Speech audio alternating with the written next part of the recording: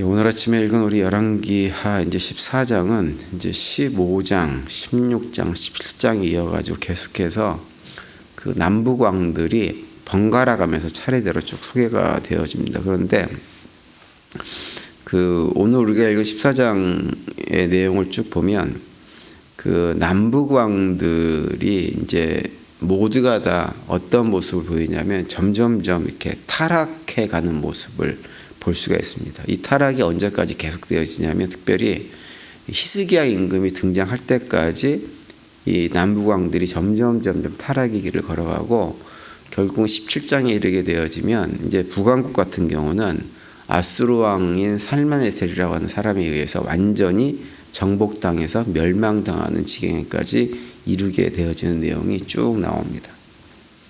이제 오늘 본문은 이제 14장은 그 1절부터 22절까지는 이제 남왕국 왕이었던 아마샤를 중심으로 기록이 되어져 있는데요.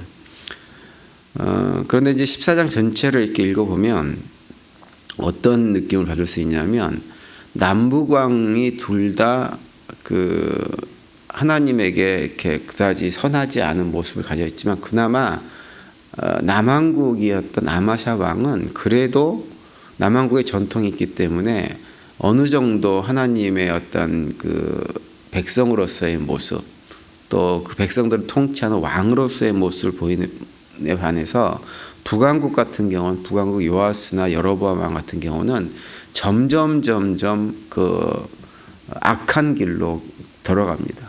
그런데 이제 그럼에도 불구하고 무엇을 보이냐면 하나님의 인도하심과 보호라는 관점에서 보면 이 남북왕국이 전부 다 큰 차이가 없이 하나님께서 그런 것들을 보여주세요.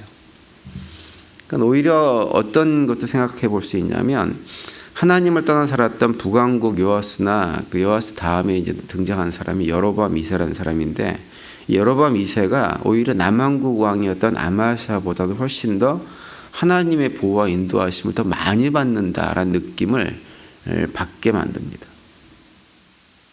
그래서 이제 오늘 본문에 보면 11절 이하에 보면 어떤 일도 벌어지냐면 북왕국을 침공한 아마샤가 북왕국은 사실 악한 왕인데 악한 왕을 이렇게 나름대로 정벌하고 그들에게 뭔가 하나님의 심판의 몽둥이로서의 역할을 해야 될 것 같은 아마샤가 오히려 북왕국 왕에게 포로로 잡혀버리는 사태가 벌어지고 26절 이하에 보면 하나님께서 북왕국 이스라엘을 불쌍히 여겨서 그들을 구원하셨다라고 하는 언급까지 나오는 것을 볼 수가 있습니다.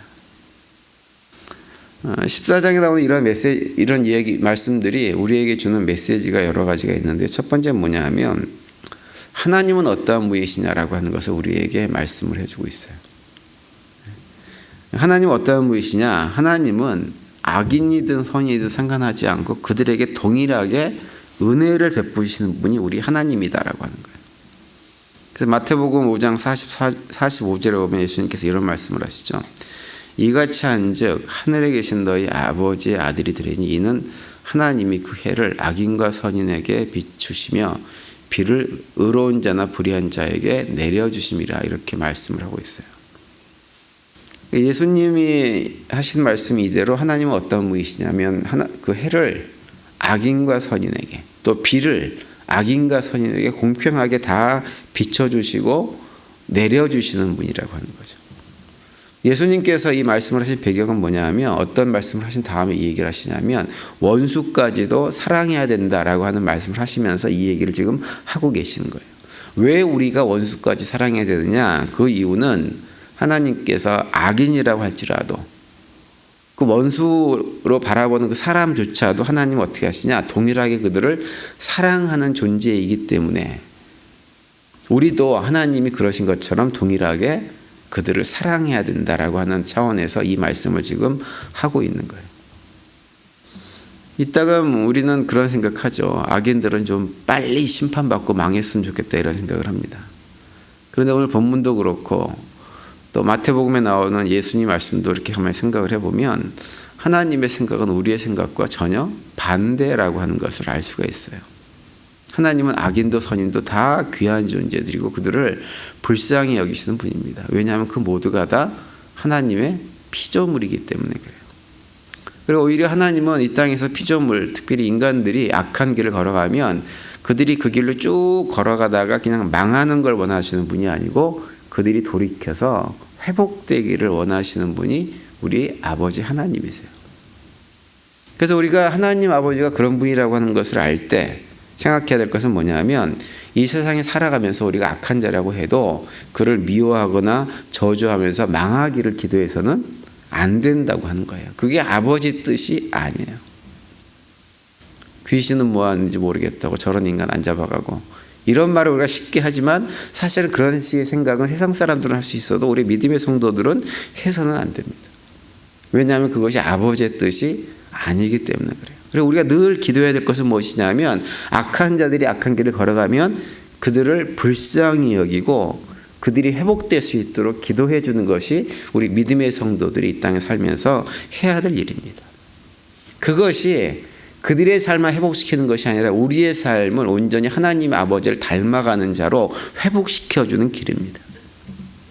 그리고 악한 자들에 대한 심판은 하나님께서 알아서 하시도록 그냥 놔둬야 돼요. 잊어버려야 돼요. 하나님께서 알아서 하시겠지. 내가 해야 될 역할은 무엇이냐면 그들을 그냥 불쌍히 여기고 그들의 구원을 위해서 기도하는 것. 그것이 우리들이 해야 될 전부란 사실을 기억하면서 이 땅에서 볼 때 악한 자들이라고 생각되어지는 사람과의 관계를 우리가 해나가야 됩니다. 그럴 때 우리의 삶이 하나님 안에서 복된 삶이 되어질 수 있습니다. 저는 요즘 한국교회를 이렇게 보면서 생각하는 것 중에 하나가 뭐냐면 왜 한국교회는 왜 그렇게 한국 사회와 싸울까 이런 생각을 참 많이 합니다.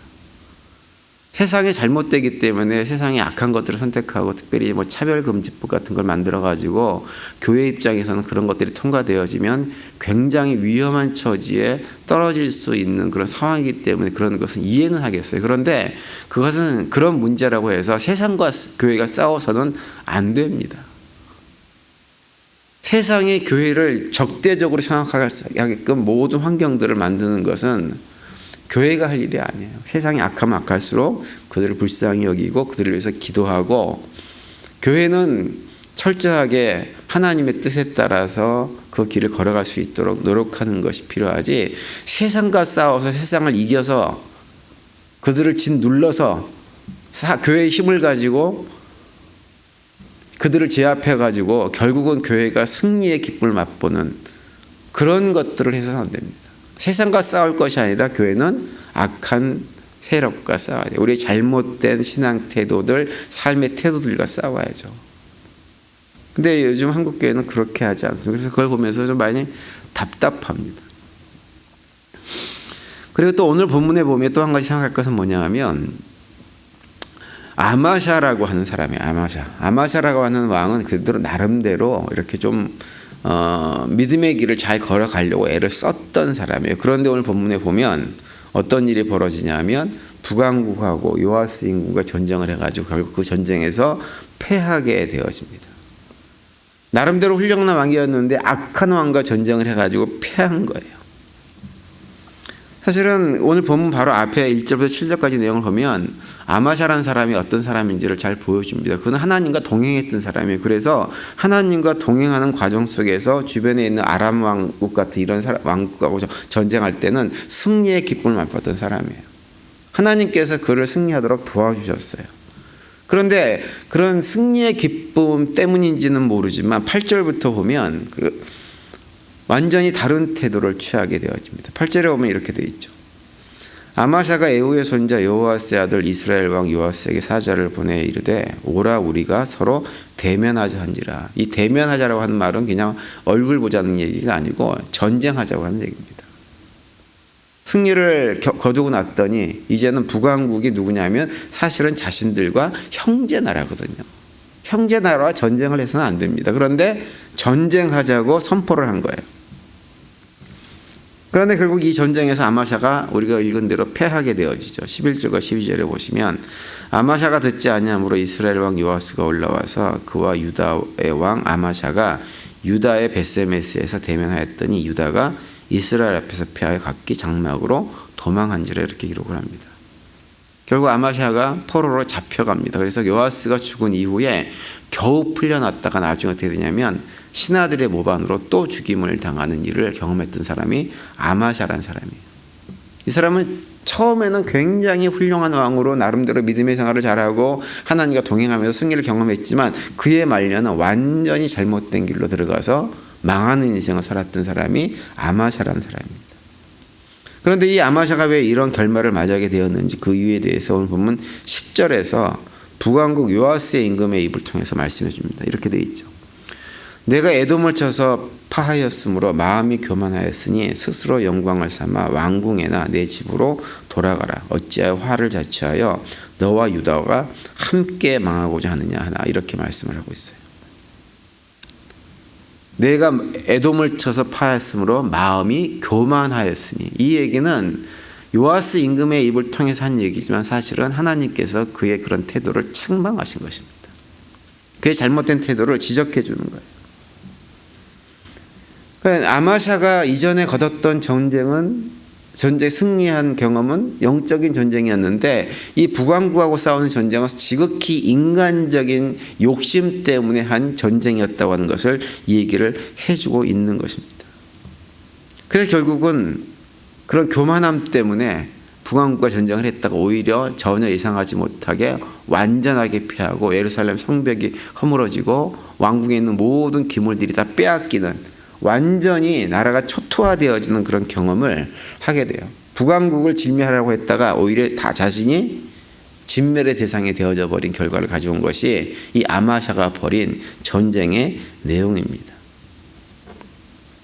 오늘 보면 13절과 14절 이렇게 묘사를 하고 있죠. 이스라엘 왕 요아스가 벳세메스에서 아하시아의 손자 요아스의 아들 유다 왕 아마샤를 사로잡고 예루살렘에 이르러 예루살렘 성벽을 에브라임 문에서부터 성 모퉁이 문까지 400규빗을 헐고 또 여호와의 성전과 왕국 곳간에 있는 금문과 모든 기명을 털치하고 또 사람을 볼모로 잡고서 사마리아로 돌아갔더라 이렇게 기록합니다. 왕 한 사람의 잘못된 선택, 생각, 교만함이 나라 전체를 쑥대밭으로 만들어버린 거예요. 그래서 이 아마샤의 실패는 우리들로 하여금 우리가 신앙생활을 해나가면서 우리 자신을 점검할 수 있는 굉장히 좋은 기준이 될 수 있습니다. 내가 신앙생활을 하면서 좀 열심히 해요. 열심히 잘 하고 있어요. 근데 그럴 때마다 우리한테 찾아오는 건 뭐냐면 교만이 찾아오기가 참 쉽습니다. 주변에 신앙생활 제대로 하지 않는 사람 보면 부정적인 시각으로 바라보고 비난하고 정죄하는 태도를 얼마든지 가지고 있는데 그 마음을 하나님께서 원하지 않는다고 하는 거예요. 그걸 보여주고 있는 거예요. 아마샤와 같은 교만한 마음으로 바라봐서는 안 된다고 하는 거죠. 그것이 하나님의 뜻이 아니라고 하는 것을 아마샤의 그 멸망을 통해서 우리에게 잘 보여줍니다. 우리는 누구의 삶을 따라가야 되냐면 다윗의 삶을 따라가야 돼요. 다윗과 사울과의 관계에서 다윗이 보여줬던 그 모습. 비록 사울 임금이 부당하게 다윗 자신에게 누명을 씌우고 자기를 끊임없이 죽이려고 노력하고 했지만 다윗이 끝까지 사울에게 선을 베풀고 사울이 하나님께 기름 부음 받은 종이라는 사실을 기억하면서 그를 아버지로 모시면서 어찌 보면 하나님께서 그에게 사울 왕을 제거할 수 있는 기회를 주신 것처럼 보이는 환경들을 맞이했지만 그런 환경 속에서조차도 끝까지 사울 왕을 지키려고 했던 다윗, 사울 왕을 지키려고 했을 뿐만 아니라 그를 존중하고 했었던 그 다윗의 마음을 사실 우리가 닮아야 됩니다. 그리고 사울 왕을 제거하는 그 모든 것들은 온전히 하나님께 맡겼던 다윗처럼 우리도 악한 자들이 있다고 한다면 또 믿음이 연약한 자들이 있다고 한다면 그들을 다시 일으키시고 회복하는 것 이런 모든 것들이 하나님 손에 달려있음을 기억하면서 하나님께 맡길 수 있어야 됩니다. 그럴 때 우리는 아마샤와 같은 실패를 경험하지 않게 되어지고 우리도 복되어지고 상대방도 복되게 만들어지는 길로 인도할 수가 있는 거죠. 하나님은 선한 사람이나 악한 사람이나 믿음이 훌륭한 사람이나 믿음이 약한 사람이나 모두 다 동일하게 사랑하세요. 악한 자들은 돌아오기를 바라시고 믿음이 연약한 자들은 성장하기를 바라세요. 그래서 하나님께서 그들을 성장의 길로 인도하십니다. 그 모든 것들은 하나님께 맡겨야지 내가 무엇을 해보겠다고 정죄하고 비난하고 욕하는 방식으로는 결코 아무것도 해결되지 않는다는 거 우리가 기억을 해야 됩니다. 하나님께 맡겨야 됩니다. 오늘 하루 지내시면서 그 하나님의 마음, 그 아버지의 마음을 품고 우리도 주변의 이웃들과의 건강한 관계들을 세워나가는 하루가 될 수 있게 되기를 간절히 바랍니다. 그 가운데 또 주님께 주는 평강이 우리 삶에 충만한 복된 하루가 되시기를 간절히 축원드립니다.